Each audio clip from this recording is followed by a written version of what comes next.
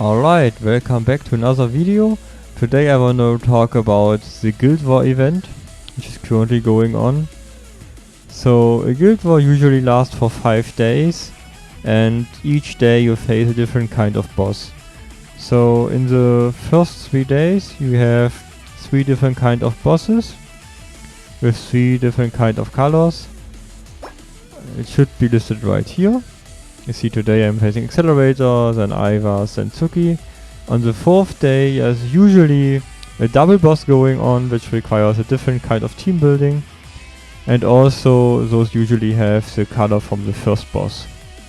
And on the last day there are all 3 bosses from the first 3 days, but at the same time. So it's a select day, you choose which boss you want to fight, which opens up different kind of strategies for the guild how to approach this in order to get maximum amount of points. Usually you have the whole day to complete the attacks, but during guild wars or prelims,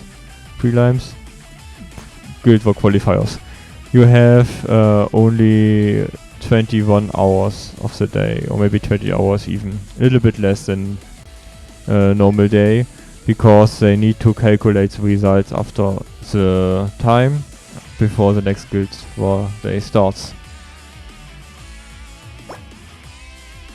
So on the left you see the guild button again if you want to go back to the guild. Nothing too crazy.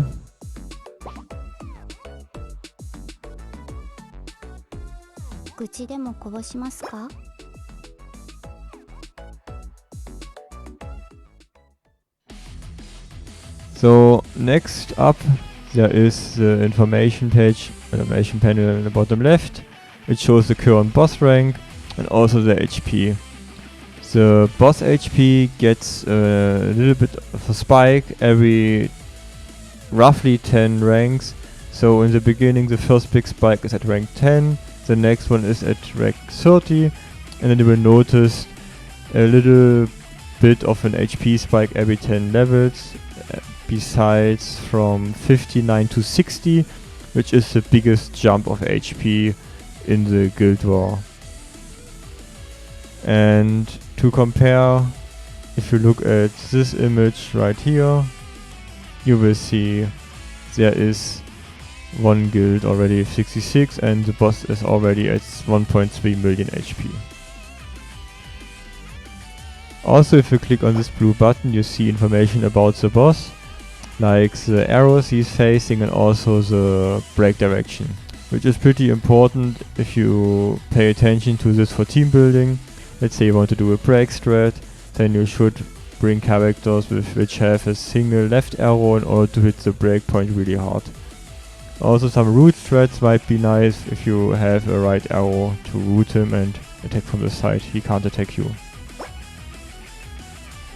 On the bottom right you have a history where you can see which people from the guild already attacked, and you can scroll through and see the teams they used. Right here you can see this person isn't that good with team building, is mostly using auto teams I guess, and then fight the boss. I will talk about good team building in another video, so don't overthink it for now. The battle button right here, we saw on the bottom we have 3 out of 3 teams left, so you can attack with 3 teams up to 12 turns total. And if you click right here on the up arrow, you see characters which have a bonus. It's like a grid. You see, okay, if I have this Celestina at 3 stars I get 5% bonus. If I have a 6 star I get 30% bonus.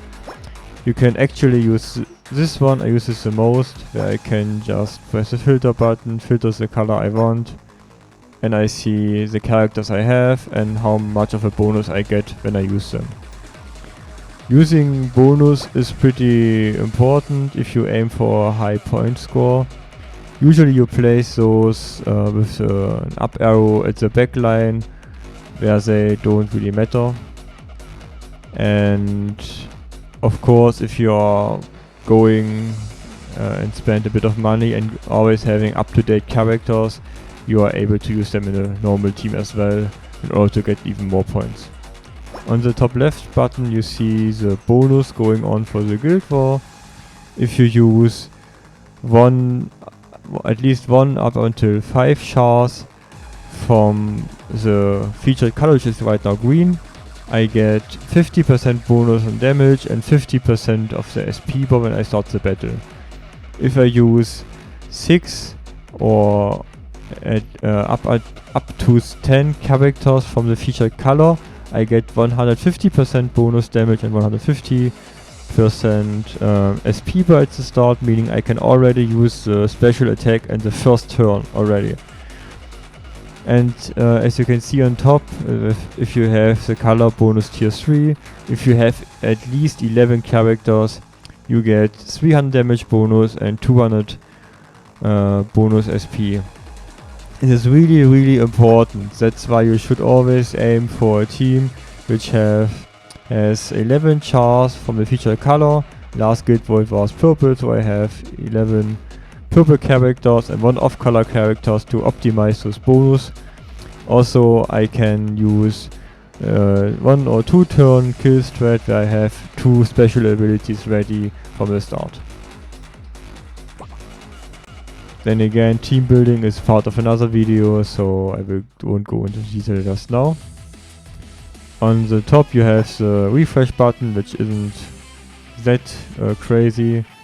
This one right here is pretty important because usually if you're not doing Guild War, you get a refresh on guild score every 20 minutes.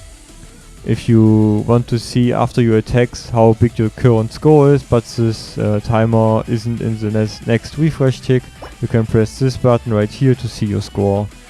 This one, the second score, where it's 0 right now, is the score I did in this boss battle, and the top is the guild score. Also, those are medals right here. You get those each day. It's important to keep in mind if you press on the missions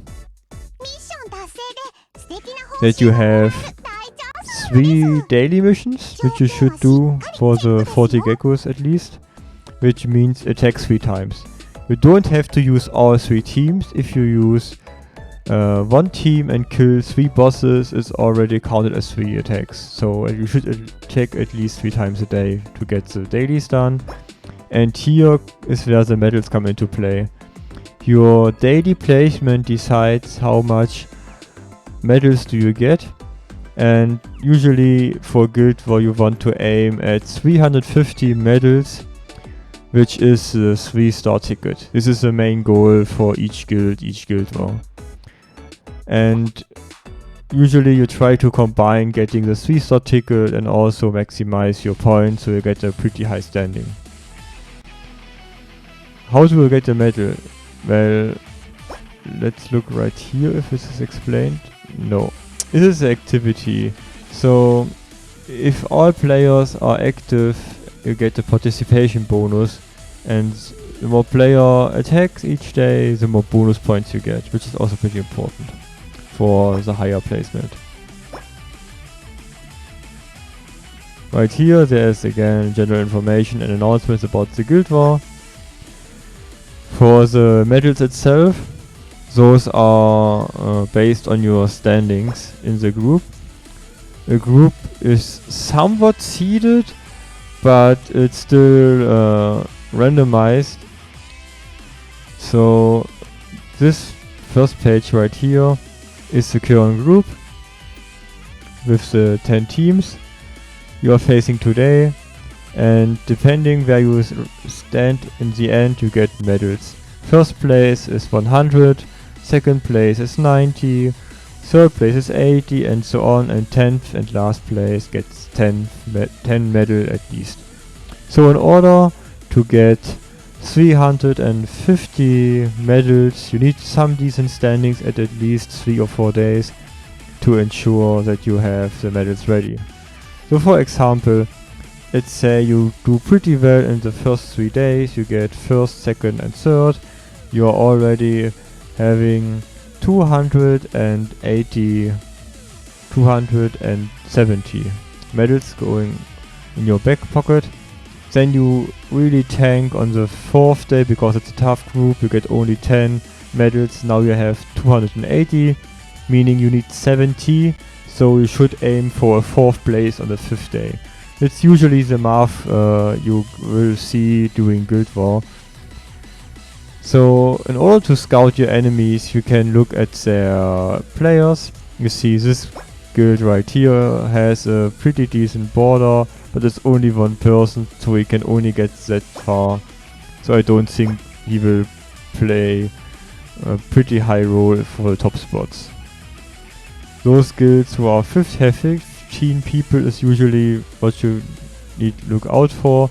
And also, if there is this badge right here, it says 20th Guild War, place 227, which is pretty high. So I don't think my casual guild right here will get the first spot on the first day. So on this tab you see the overview from the guild, how each player did today. It's pretty interesting to check on the last day, on the end of the day, the last hour, and you will see the score for each member and see who did the best. But keep in mind, those scores you get for fighting also increases the higher the boss rank is. So on the last page right here you see the current leader in the Guild War, like all guilds. So you can see who is the strongest guild in the game. And as far as I know, the No Crit guild right here is one of the strongest, if not the strongest, international, at least English speaking guild right now. So you wanna keep an eye out for those if you are following the not Japanese guilds a bit. So come back to the scoring. As I said, if you use a lot of those up arrow characters, you get bonus scores.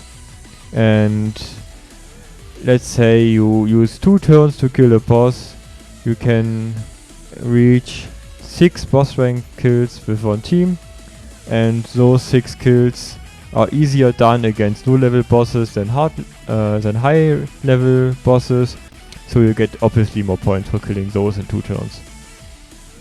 And that's why people who attack last usually have the highest scores, and people who have accounts from beginners or weak accounts usually should start to bring up the boss ranks to a higher level, so the players who can actually do a lot of damage can attack later and beat them. So that's basically what I have to say about the Guild War event.